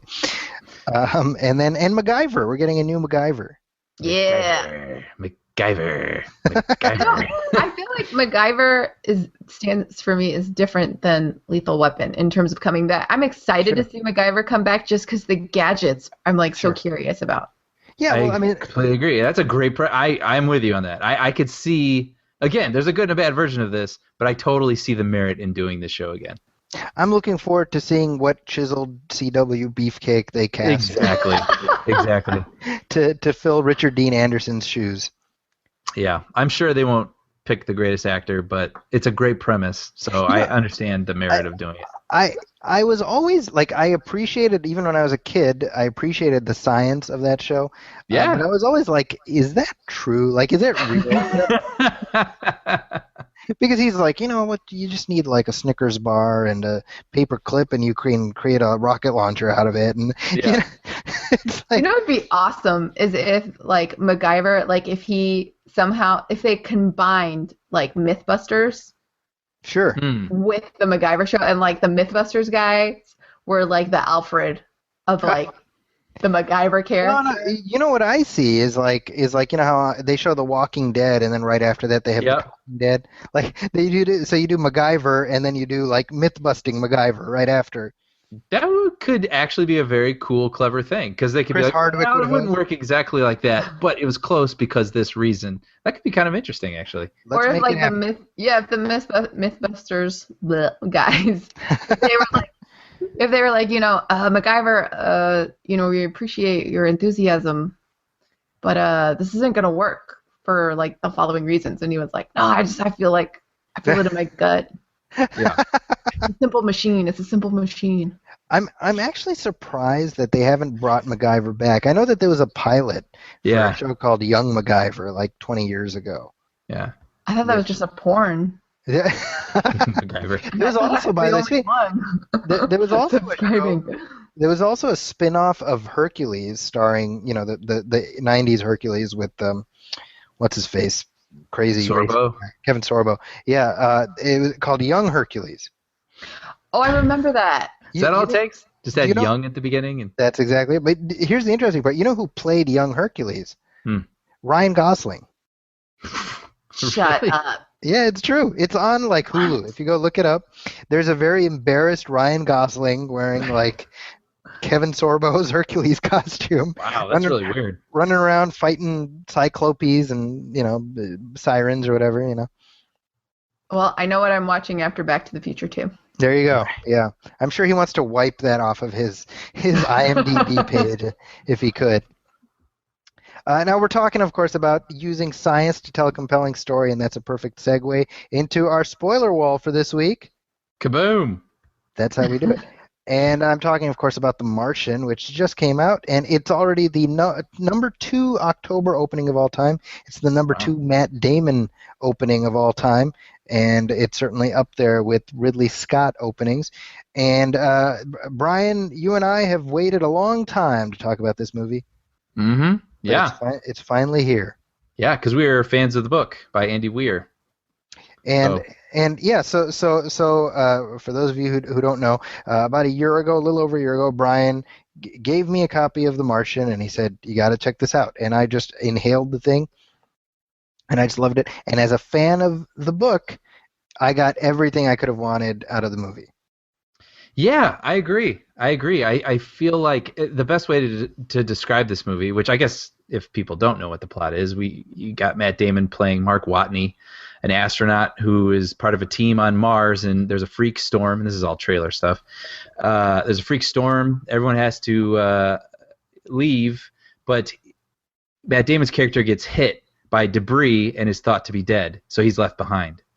So it's about basically Castaway, mixed in with the scene from Apollo 13 where they have to fit this into this using this, using only this thing combined. That's this movie, and I mean that in the best way possible. So whereas the book is, which I still recommend, is this is why I think Zach and I were a little concerned, because we love the book so much and we wanted this movie to be great, but the book is so unique because it's told mostly from the perspective of this character's like logs, like audio log entries. So you get a lot of perspective inside to his head, his thought process, and every single problem that he encounters, whether it has to do with how many calories he needs to ingest a day and how much food he actually has, with finding water, this, that, or the other thing. It's meticulously explained in the book, and in a way that I found fascinating, because if you're going to go ahead and try to be grounded, like, why not be incredibly grounded? Why not make it incredibly realistic? And that's what the book is. So with the movie, I was hoping that we wouldn't lose the groundedness of the situation and also the sense of humor that this character had. He had a really funny internal humor with himself. He would argue with himself. He would think a lot of weird thoughts to himself. And I was happy. I really feel like this was a great adaptation. I thought they captured the essence of the book extremely well. Inevitably they have to jettison a lot of details, but I thought that they captured the spirit of all those things that I just said that I liked about the book. I thought all that was on display in the movie. So yeah, I really enjoyed it too. Zahra, how about you? I loved it. I didn't read the book.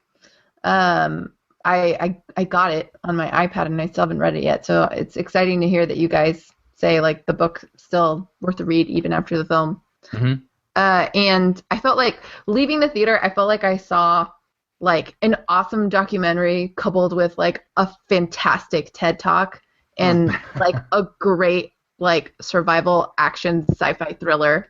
And I just like left feeling very confident and capable. I will say that too. You know, that was one of those things where I left.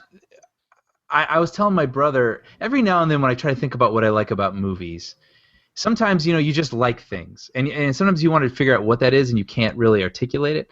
But this movie, there's a wonderful sequence with David Bowie's Starman playing. Right. Sure. And it's all these people working together. Yeah. And like there's no, you know, mole, there's no like guy trying to hijack the mission, there's no bad guy. It's just people, you know, someone's in a dire situation and all these people come and work together. And I actually during that moment I was like, I love this. This is what I love. Like I love seeing stories about people, you know, coming together. Yeah. And working, trying to solve a problem. And that's what this movie is. And I think it doesn't create a lack of drama. I think this movie continues to throw drama, and then these people continue banding together to overcome the obstacles. And I thought that it worked throughout. Do we want to get into spoilers? Yeah, I mean, yeah, we all liked it. So okay, so thumbs up all around. Let's talk spoilers. Just to piggyback off what you just said, I mentioned this in my review. What I like is that it's not like you know, Mark Watney's stuck on Mars and oh no, here come the space monsters. You know, it's I have 10 potatoes. I need to survive for 4 years.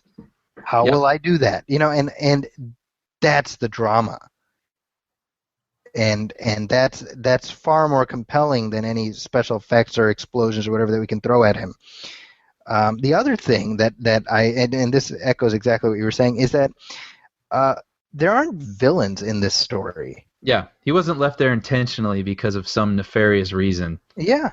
Yeah. No, and even like back on Earth, you know, there's the version of this story where Jeff Daniels is like the Weasley administrator who's just trying to cover his own ass or whatever, you know. Paul Reiser. Exactly. Yeah. You know? Yeah. But he's not. I mean, he's like, look, I want to save as many lives as I can. Mm-hmm. And so even you have this conflict moment between Sean Bean and Jeff Daniels, and it's this moment of both of them are trying to do the right thing. They just have a different sense of what the right thing entails. Right. And I really appreciated that. Yeah. Would you say that that's like a hallmark of survival stories, is that there isn't really a singular villain? It's more like a series of really shitty trade-offs. Certainly that's what makes this a parallel with like Apollo 13, Mm-hmm. you know. And Castaway. And Castaway. Castaway, I mean, I think the Castaway, other than the obvious parallel, which is this guy stuck, I think there are as many parallels with Castaway. Because I feel like Castaway is a more internal story about his own psychology as he goes through the process of surviving, whereas The Martian is about the immediacy of I need to fix this problem that's right in front of me, and now there's a new problem that's right in front of me, and you know, and it's less about getting inside his head other than what he puts on his log entries. And even I mean the log entries are glib commentaries on what he's going through. They're not like, oh my gosh, I'm so lonely, and like it isn't a lot of that. Yeah. Which I will say I did miss a little bit from the book, and it's inevitable. Yeah. Like you have to trim. Yeah. But like I did miss I guess if you want to call it the Castaway-iness of spending time with Mark, where he would experiment and then something would go wrong, and then he would feel despair. Yeah. And then he would be like, all right, time to buck up. No time for that. You know, and then he would get back to what he was doing. And like I would have liked to have gotten a little bit more into the emotional roller coaster he was probably feeling up there. This movie spent more time on Earth than the book did. Right. But I do feel like it totally makes sense, and I understand why they did it, and I thought it worked just fine. We get that one scene when the airlock explodes. Yes. And then we see him sort of flip out in the rover. Great moment. That was a great moment. And following that was I don't remember this in the book. And I don't know if you could even do this in the book. The moment where he put the hab tarp over the opening, and he's trying to count the potatoes, and he's like freaking out whether or not it's going to bust open. And he's that's trying to do a task, but he's like keeps hearing the noises and stuff. That was a really good moment. I remember in the book the build up to the airlock exploding. That was phenomenal in the book. Like because the way they did it, it's like it starts with it tells you about when the tarp in the hab was like manufactured, and I mean, something's gonna happen. It's like this: something's gonna happen, And I remember getting to the point when the thing malfunctions, and I remember I was listening to it in my car, and I was like, oh, like as I was driving, like, oh God, and and then I looked around because I was like, no one's looking. You know what was for me, and it didn't. Again, it's hard to talk about this movie not thinking of the book, but the moment for me with the book, I remember I was in Target and I was grocery shopping, and it was the moment when they were sending up the extra supplies. Okay, and it explodes. And then exploded. I remember going, no, like out in public, and I just remember that being such a crazy moment, and I felt like in the movie it happened quickly. Sure. But again, I mean, there's so much ground to cover. This movie is 2 hours and 20 minutes or something like that. So I mean, so I guess my question then to Zahra is, did those moments work for you? Since I knew they were coming and I experienced the surprise of it already, did those moments work for you as much as they did for us when we first experienced them? That's a great in movie form. Oh yeah, like as you were talking about it, I was remembering the way that it played out for me was in each scenario. Because he does such a great job of explaining the why and steps of every scenario and like the choices he makes to conquer that obstacle, it really put me in his shoes every time. And I thought like, oh, well, what would I do if I was in that situation? And like, so every single time it would happen, it was just like, oh my God, I'm so screwed. Right. Oh my God, I'm terrified. Oh my God, am I going to survive this? Like, how would I get out of this situation? Like, what would I do next? Like, I was just very connected with him as the protagonist every step of the way. Yeah. Well, now, what about oh, sorry, go ahead. No, go ahead, Brian. I was gonna say, what about the Earthbound characters? Did you feel like? Well, I'll just say it. Like I felt like they were good, but I felt like they were a little thin. Yeah, I was curious. It's funny that you mentioned that because one of the big questions that came up for me when they were like, okay, we have to tell the crew, and then I thought, well, how clever for the structuring of this, like to delay whether or not you tell the crew, because as soon as you tell the crew, then I'm like, okay, well, and they're gonna save him, right? We all know that. So like, what's gonna be the tension in between? And so I felt like, there were moments where I was like, oh, okay, so she's going to be, I was curious to see, like, what's the captain going to be like, and how's this discussion going to go? And that piece of it did feel a little thin, but what made up for it for me was, not that it had to make up for it, but what was great for me was then watching, like, what new obstacles were going to play out in the process of saving him. Right. Sure. Right. Or what about the NASA characters? Like I'm thinking specifically of Kristen Wiig, actually. Oh. Like I like Kristen Wiig. I understand the purpose of that character, but like she felt a little underutilized, or not like she needed 5 extra minutes or anything like that. But it just felt like there could have been more, perhaps with. Probably, I did kind of like that trope of a character, the like skeezy PR guy. Yeah. Wasn't there to be a villain. Like I just felt like every character there had the potential, like you said, to be the villain trope. Yeah. Right. film, and like every single opportunity they didn't take it, Right. which I kind of ended up liking. Like I kind of like that the PR lady was like, how are we about saying this? And Right. I guess we're gonna say that now. Right. Because she's just doing her job. Like, she's not trying to sabotage anything. Well, and I also just love that, like in this day and age, like good luck keeping that to yourself. Right. Right. Well, which was another sort of aspect of the story I thought was interesting, that they're public, and that any satellite imagery, are things that they're going to have to release. So they know they're going to have to answer to strange activity up there. So I thought that was kind of interesting. Which also made me wonder, just like as a tangent, like I just found myself in the film being like, why doesn't NASA just lie more? I'm not going to know. But they get into that a little bit, right? That because NASA is a public organization, all of the data and everything, it goes out to the public. Right. So But like, why don't you just in a moment be like, oh, there was this bit of information that we had about aliens that we never released. Distract. Yeah, exactly. And then after like 3 months, be like, nah, just kidding, there was nothing there. But we just found water on Mars, which we all already like. It's all coming together now. That's funny. Now, what did you guys think of the astronomer character? Which one? I forget his name, but the great character that was like, the math checks out, and it became like this tagline. Donald Glover's character. Yes, I loved him. I think he was my favorite. What's his character's name? I forget. Ted? I don't remember. Remember that the they even call it the whatever maneuver, like it's his name. Oh, funny. I don't remember. Yeah.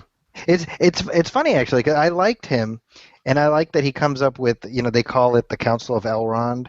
Right. That was really funny. Well, and what made it funny is that, Sean Bean was sitting right there. Right. Yeah. And I was reading about how apparently Ridley Scott wanted to change that reference.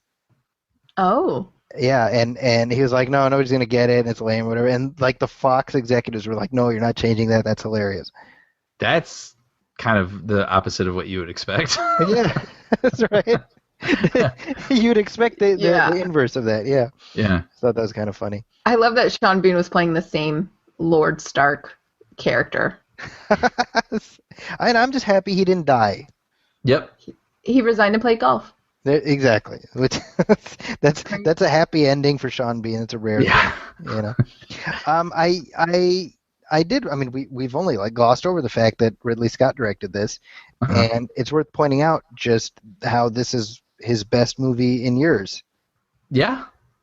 Yeah. And that's not to diminish his other output, by the way. But I mean, he just looked, just from the film, it just seemed like he was having a blast making this movie. Yeah, I actually saw this. I don't typically seek out 3D, but I got to see this in 3D, I should say, and I thought it was really played well.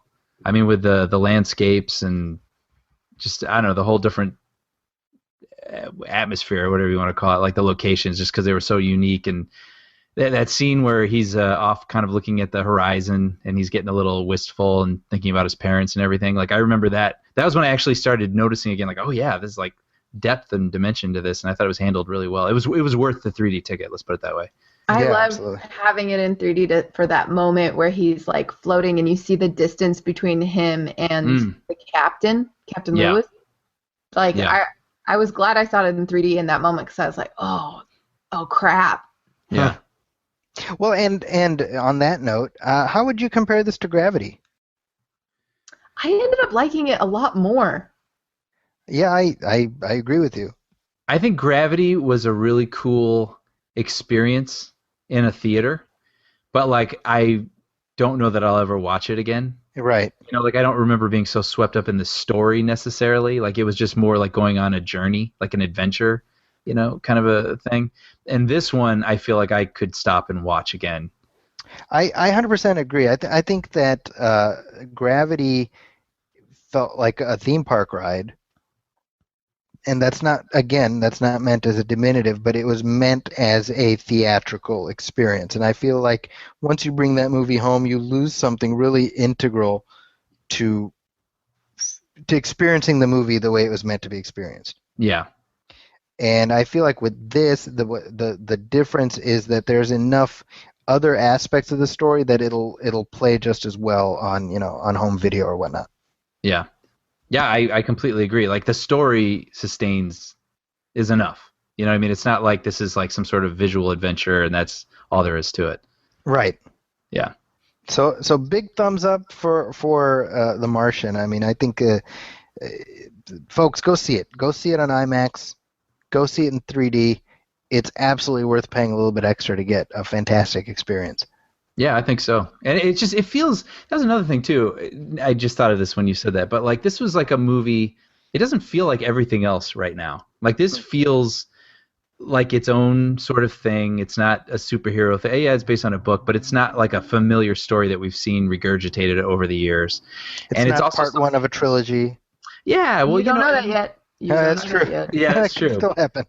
But I mean, I feel like an 11-year-old could enjoy this movie, and I feel like a 71-year-old could enjoy this movie. You know, I mean, it feels like it's been a while since there's been a movie that has been like could be enjoyed universally by a lot of different people, male, female, young, old, whatever.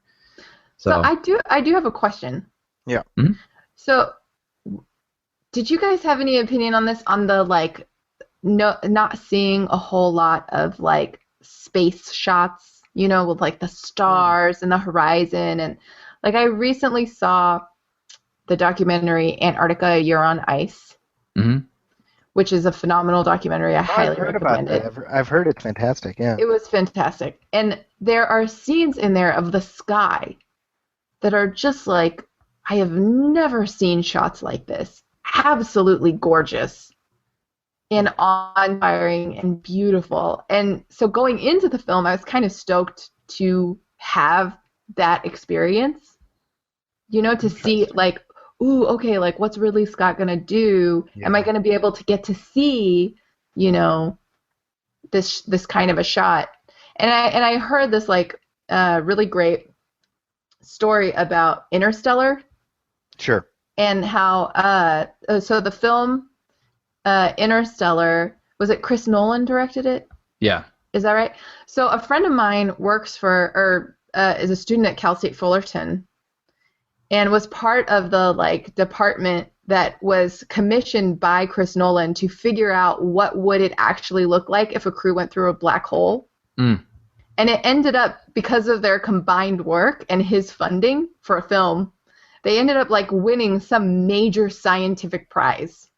Yeah, I had heard about that actually. For like this breakthrough discovery. So part of me was like kind of like really stoked to find out like, oh, what are we going to see with this like view of Mars and like, Ridley Scott doing this. And then there I kind of was like, oh man, there's a lot of red terrain. I wondered about that actually. I wondered how intensive the landscapes of Mars, were rendered out. My guess is probably more than most movies would take the time. Sure. Yeah. Well, and I mean, they shot on location in Jordan. So it's like I thought you were going to say they shot on location in Mars. And I was like, yeah, they left water there, which is where. Right. That's how it all happened. So it looked like a lot of the coloring and whatnot they did in post, but you can tell the landscape itself was not digitally created. Right. And I appreciated that. Yeah. I didn't really mind the fact that they didn't dwell too much on, we didn't get too many sort of big screen expansive shots, because I think that sort of Ridley Scott held them in reserve for when we get that overhead shot of the rover going on its journey. Right. To really show just how far he had to go. Yeah. So I think that played for me. Yeah. Yeah, I agree. But yeah, so big thumbs up for The Martian. Any other comments about the film? No, just happy. We'd been looking forward to it for a long time, and I'm happy that we're happy about it. Yep, me too. There we go. Yeah. Zahra, any other thoughts? Yeah, same. I thought it was a brilliantly written story, and I thought Matt Damon did a phenomenal job carrying it. What was the film that you said was his number one? You said this was his number 2 breakout. What was his number 1? His biggest opening weekend is for The Bourne Ultimatum, which I think opened at something like $65 million back in 2007. Wow. And so you know why he's doing another Jason Bourne movie is because he's in desperate need of his franchise again. Sure. Makes sense. Yeah, I loved it. I thought he did a great job. I love the way that the story developed, everything. Echoing everything we said. That there were no real villains. Yeah, other than nature. Yeah. Yeah. And predicament. And so I mean it's actually in that sense kind of similar to Everest, which is another movie that plays really well on IMAX. So. Which I'm going to see this Friday. Oh, are you seeing it on IMAX, or has that movie already lost its? Because of your review, I have sought it out. Wow. On IMAX in 3D. Wow. Nice. Okay. Well, you'll have to let me know what you think. I will. Awesome. Well, with that, let's wrap things up. And Zahra, where can people find you online? I'm going to be posting my next monthly column, My Infidel Husband. Nice. Will be up, and our episodes, Good Muslim, Bad Muslim. So My Infidel Husband sounds like the title of a kick-ass sitcom. One day. One day, sir. Just before a Lethal Weapon. There you go.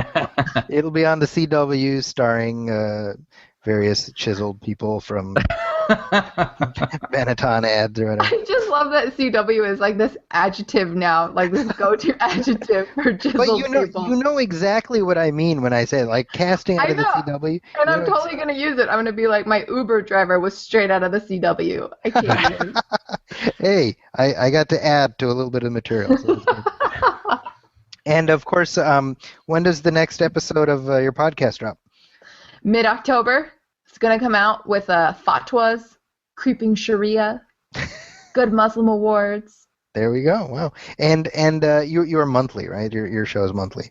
We are. Some exciting news for those listening. We are working on going bi-weekly. Wow. So, yeah, we've gotten lots of push, lots of requests, lots of support to go bi-weekly. So it's a big step for us. Well, Brian and I have been bi since we started the show. And Yeah. Going strong. Keeping it curious. We started curious, but we just dove right in. Love it. And Brian, how about you? Where are you at online? I'm at a idle page called everythingbrian.blogspot.com. An abandoned blog. Yeah, but more actively, you can find me. I've been writing for the Bob's Burgers comic book, issues 1 through 3, which are currently in stores right now. So you can check me out there. And do you have a Twitter account? Oh, I do. It's at everythingbrian. And if I don't tweet. I don't tweet. But if you tweet me, I will tweet you back. It has happened in the past, and I'm happy to do it again. Brian has 9 followers on Twitter who I can only imagine log in every day, click over to Brian's page, disappointed again. All 9 bots. Yeah. Yeah. Sorry, guys. And Brian's current Twitter tally, by the way, 7 tweets. Yeah. And holding. So. About 4 of those are, get off my back, Zachy. That's right. Oh, there it is. Yeah, you're right. And, of course, as for me, you can find me at ZackysCorner.com. That's ZAKIS Corner. And I'm also at the Huffington Post, where my movie reviews go up regularly, as does this show. I'm also at the Philadelphia Weekly, where my movie reviews can also be seen, as well as interviews and other features and whatnot. As far as the MovieFilm show, you can find us at MovieFilmPodcast.com. Also at Facebook.com/MovieFilmPodcast. What am I missing? Oh, MovieFilmPodcast@gmail.com. That's our email address. Also, hit up iTunes, hit up Stitcher Radio, hit up TuneIn Radio. Leave us a star rating, write us a review, let us know how we're doing so that we can keep improving the show. We will be back in 2 weeks with our next episode, where we'll be talking about Bridge of Spies, the new Steven Spielberg film starring Tom Hanks. And I'm excited. I have to admit, I'm super excited about seeing a new Steven Spielberg movie. Definitely. With Tom Hanks. With Tom Hanks. But no John Williams. But no John Williams. This is the first time in decades that Steven Spielberg is directing a movie that John Williams is not scoring. So we'll be talking about that next time. Also, keep a lookout on October 21st for a special movie film podcast commentary track where Brian and I will be talking through Back to the Future 2. Woo! So that's I'm coming looking forward to that. We are too. Yeah. So with that, on behalf of our guest, Zahra Noorbahksh, on behalf of my colleague, Brian Hall, my name is Zaki Hassan. This is the Movie Film Podcast. We will see you in 2 weeks. Welcome, friends, it's the Movie Film Podcast. Movie Film Podcast, enjoy the show. Zachy and Brian are talking about movies. Movie Film Podcast on the radio.